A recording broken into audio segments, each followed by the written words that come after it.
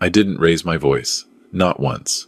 That's the part nobody understood at the time. Not my daughter, not the guests sitting around those white cloth tables, not even my wife, God rest her soul, who always said I was the quietest storm she'd ever known. When a man has spent 40 years building something with his hands, brick by brick, grease under his fingernails and pride in his chest, he doesn't need to shout.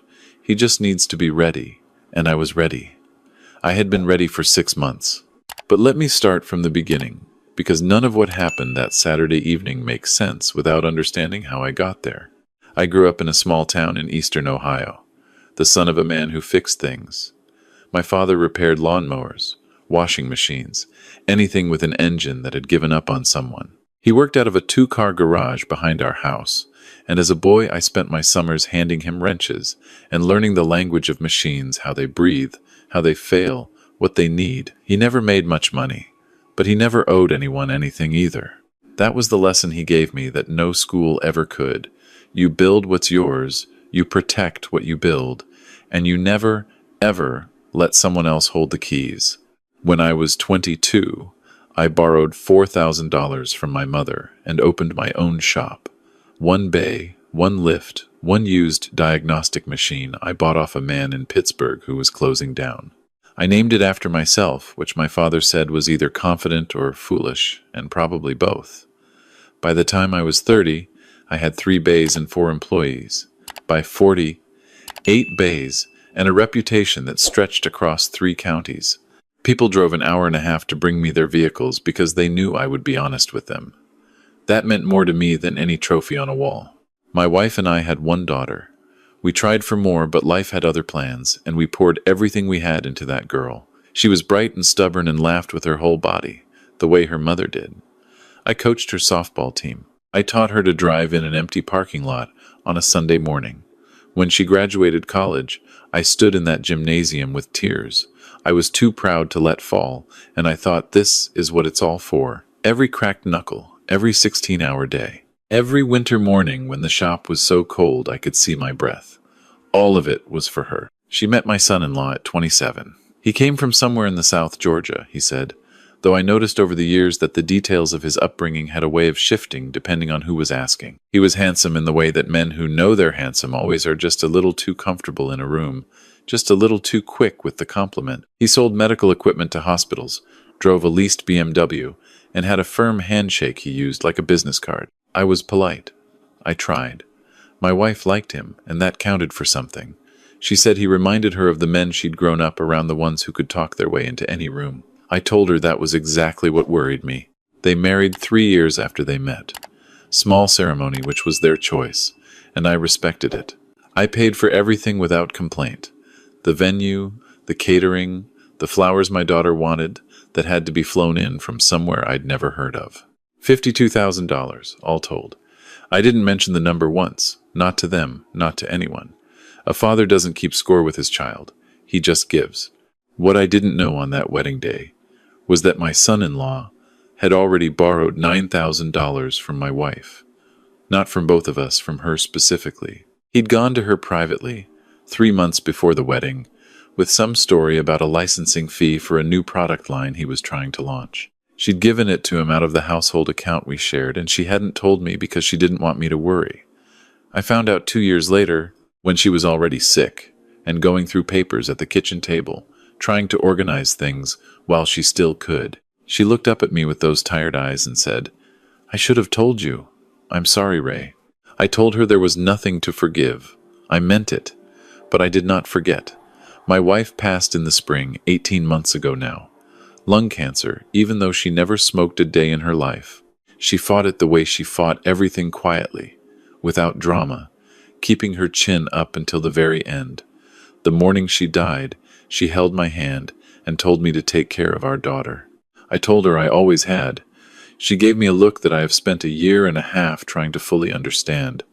After the funeral, my son-in-law changed. I don't know if the change was sudden and I was only then paying attention, or if it had always been there under the surface, and grief stripped away whatever social varnish had been hiding it. Either way, within 4 months of my wife's passing, he began making comments. At first they were small things. An offhand remark at dinner about how a business like mine must be worth real money. A question about whether I'd ever considered bringing in a partner so I didn't have to work so hard at my age. A suggestion, delivered with a laugh as though it were a joke, that family businesses did better when family was involved in the operations. I responded to each one the way my father taught me to respond to things that needed to be ignored, with a nod and a change of subject. But they kept coming. By autumn, he had moved on from suggestions to requests. He was having a difficult year, he said. The medical equipment business had slowed. He had some debts that were uncomfortable. He thought maybe I could bring him on as a co-owner of the shop, not to actually work, he said, just on paper. For the security of it. For my daughter's future, he said, as though that were the same as his own. I told him I would think about it. I did not think about it.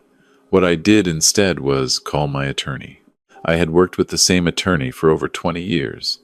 He was a quiet man from Akron who wore the same 3 suits in rotation and had once saved my business from a contract dispute that could have ended me. I trusted him completely. I told him everything, the requests, the borrowed money, the shift in my son-in-law's behavior, my age, my health, the shop. I told him I wanted to protect what I had built, and I wanted to do it in a way that was legal, that was clean, and that could not be undone by a man who had married into my family and assumed that entitled him to something. We spent 3 months working on it. I signed the final documents on a cold Tuesday in December, sitting at a conference table with a cup of coffee I didn't finish. When it was done, my attorney shook my hand and told me I had made a wise decision. I drove back to the shop and spent the rest of the afternoon underneath a 2019 F-150 that needed a new exhaust manifold, and I felt something in my chest that I can only describe as peace. I didn't tell my daughter. I didn't tell my son-in-law.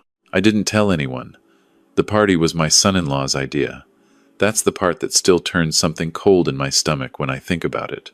He came to me in February and suggested we hold a celebration for my 65th birthday, a real party, he said, not just a dinner. Rent out the back room at Caldwell's, the steakhouse on Route 9 where our family had celebrated every significant occasion for 30 years. Invite friends, neighbors, longtime customers. He even offered to handle the reservations himself. I agreed. I thought, perhaps, that I was wrong about him, that he was trying to make an effort. My daughter seemed genuinely happy about the idea, and I wanted to give her that. 53 people came.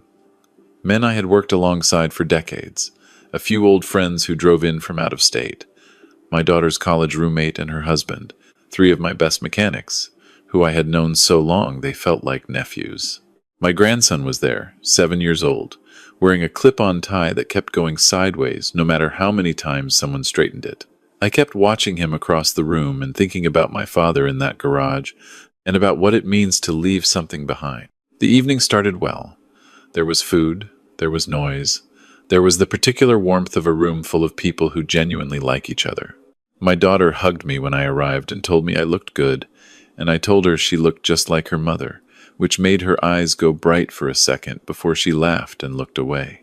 My son-in-law was at the bar when I came in. He shook my hand with both of his and called me the guest of honor, and poured me a whiskey I hadn't asked for. He was in an expensive shirt, the kind with no tie, but the collar pressed open just so, and he had the look of a man who had been rehearsing something. I noticed it early, the way he kept checking the room, the way he found reasons to pull people toward the center, away from the corners, the way he spoke a little too loudly, establishing himself in the space. My wife would have noticed it too. She always saw people more clearly than I did. We were 2 hours in, plates being cleared, the low hum of conversation settling into the after-dinner register when my son-in-law tapped his glass. The room quieted. People turned.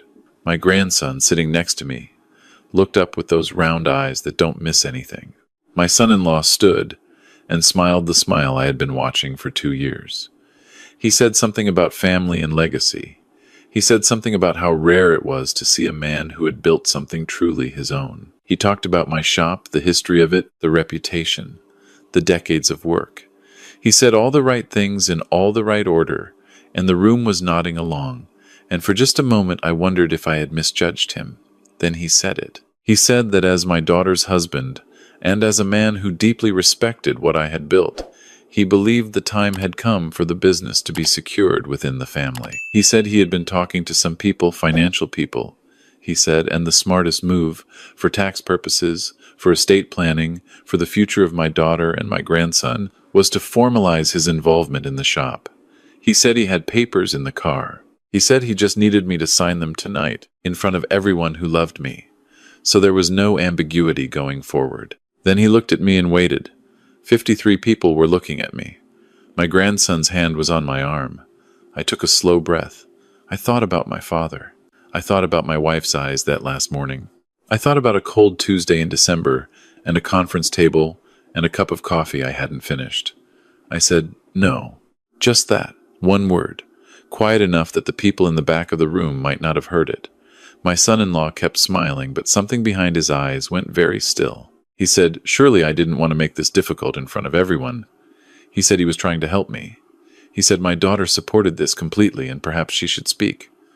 I looked at my daughter. She was sitting 3 seats down, and her face was doing something complicated, something between guilt and hope, and the particular misery of a person who has been talked into something they knew was wrong. She didn't speak.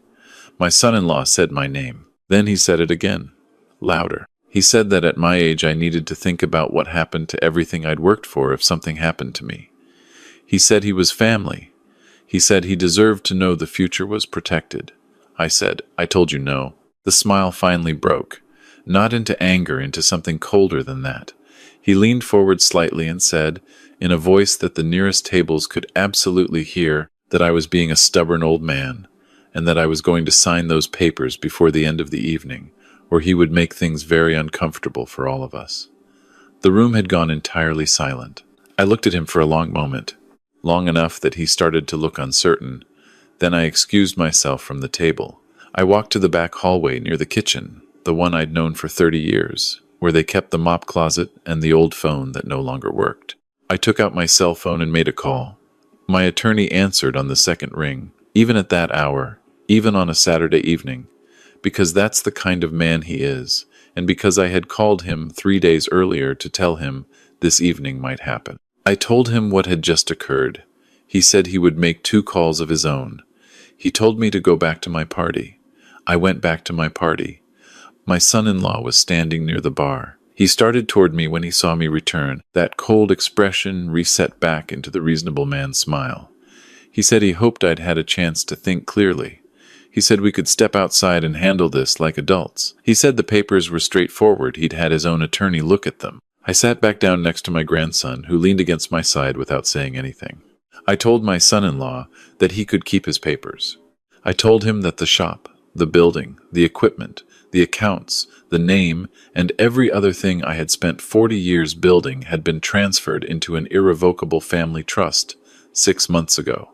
I told him the trust was administered by my attorney and structured specifically for the benefit of my grandchildren. I told him that no living person, including myself, could sign over any portion of that trust to an individual outside it. Not tonight, not ever. I told him that the $9,000 my wife loaned him in good faith, which he had never repaid, had been noted in full in the trust documentation as an outstanding debt against any future interest he might claim through my daughter. And then I told him that my attorney was currently on the phone with a colleague who specialized in financial fraud, because 3 of the financial people my son-in-law mentioned had been contacting my longtime customers over the past month, apparently under the impression that a change of ownership was already underway, which had caused 2 of those customers to call me in confusion and concern. He stared at me. The reasonable man's smile was completely gone now. His face had gone through 3 different colors in about 10 seconds, and his hands, I noticed, were not entirely steady. He said I was lying. He said I was making things up to embarrass him. I said I was 65 years old, and I had never lied to a room in my life, and I wasn't going to start on my birthday. He turned to my daughter. He said her name in that particular way, the tone I'd heard him use before, the one that expected her to fold. He told her to say something. He told her this was her inheritance too. He told her that I was destroying their future out of spite. My daughter looked at him for a long moment. Then she looked at me. She said, "Dad, I'm so sorry." She wasn't talking to me about the trust. She was talking to me about all of it, about the months she had spent listening to him, about the conversations she'd had behind my back, about the look on her face when he made his little speech. And she'd sat there and said nothing. I could hear all of that in those 4 words, and I knew she could hear that I heard it. I told her there was nothing to apologize for tonight. We would talk later. My son-in-law left Caldwell's at approximately 9:15. He did not say goodbye to anyone. I watched him walk out through the side door and thought about my father again, about what he would have made of all this, and I think he would have said that some lessons can only be taught by letting a person walk into the thing they were warned about. The rest of the evening was quieter than it had been before. Not uncomfortable quiet, more like the quiet that settles after a storm has passed and you realize the house is still standing. People came to me one by one. Old friends, long customers, men I had worked with for decades. They said things that were generous and kind. My head mechanic, a man who had been with me for 19 years, shook my hand and told me I was the best man he'd ever worked for, and I had to look at the ceiling for a moment to hold myself together. My grandson fell asleep against my arm somewhere around 10 o'clock, his clip-on tie fully crooked by then, and I sat there in the warm noise of the restaurant with his small weight against me and thought about trust documents and conference tables and what it means to be prepared. In the weeks that followed, the story sorted itself out the way these things do when the truth has the patience to wait. My attorney's colleague did review the situation regarding my customers.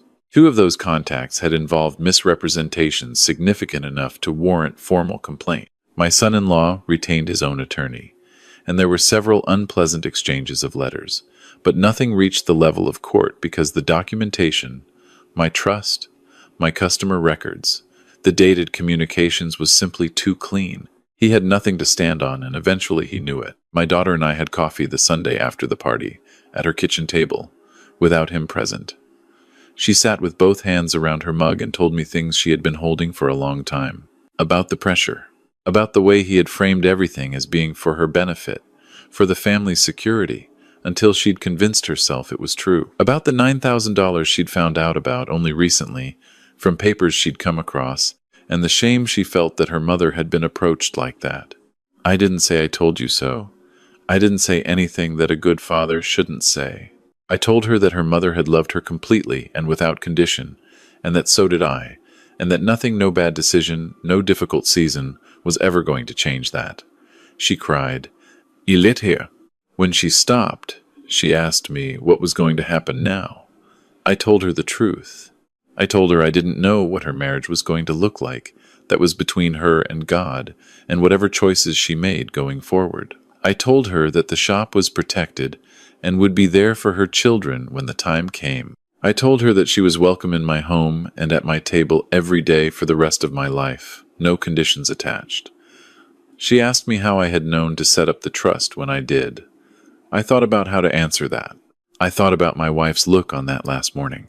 I thought about all the things she said in the years before she got sick, all the small observations she had made about my son-in-law that I had half listened to and half dismissed. I told my daughter that her mother had told me. Not in those exact words, but she had told me. The shop looks the same as it always has. My name is still on the sign. The bays are still full, the lifts are still running, and my head mechanic handles the floor on the days I'm not there, which are more days than they used to be. I am not a man who stops working. I don't know how to be that man, but I have been learning to be someone who sits on his porch in the early evening and watches the light change over the field behind the house without feeling guilty about it. My grandson comes on Saturdays now. He is 7.5 and very serious about everything, which his grandmother would have found hilarious. I have started showing him how to identify the parts of a small engine, the way my father showed me. He holds each piece carefully, with both hands, and asks more questions than I can always answer. Last week he picked up a wrench that had been my father's, an old Craftsman with tape wrapped around the handle where the grip had worn away, and he turned it over in his hands and asked me where it came from. I told him it came from his great-great-grandfather, who had worked in a garage behind a small house in eastern Ohio, who had believed that the most important thing a man could own was the thing he built himself. My grandson held the wrench for a while longer, looking at it the way children look at things they understand are important without entirely knowing why. Then he put it down carefully and asked if we could get a snack. I told him yes. I told him we could absolutely get a snack. We walked inside together, and the kitchen smelled the way it always has, and the evening light came through the window above the sink the way it always has, and everything I had spent 40 years protecting was exactly where I had put it. Some men spend their lives chasing things. I spent mine building one thing and learning to hold it with both hands. I didn't need to raise my voice to keep it. I just needed to be ready before anyone knew it was necessary. And I was.